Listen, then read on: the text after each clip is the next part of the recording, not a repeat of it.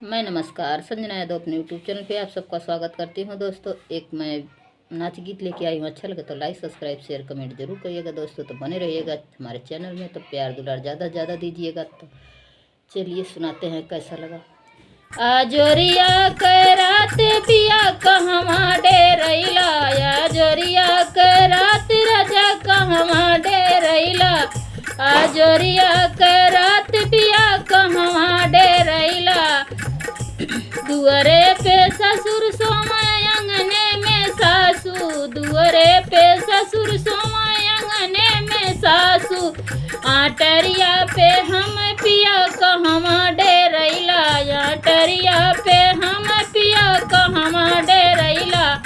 आजोरिया के रात पिया कहवा डेरैला, आजोरिया के रात पिया कहवा डेरैला।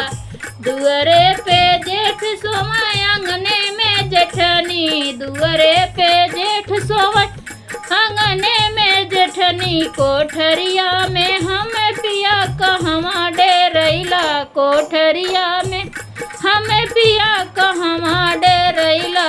आजोरिया के रात पिया कहवा डेरैला, आजोरिया के रात पिया कहवा डेरैला, आजोरिया के रात पिया कहवा डेरौला।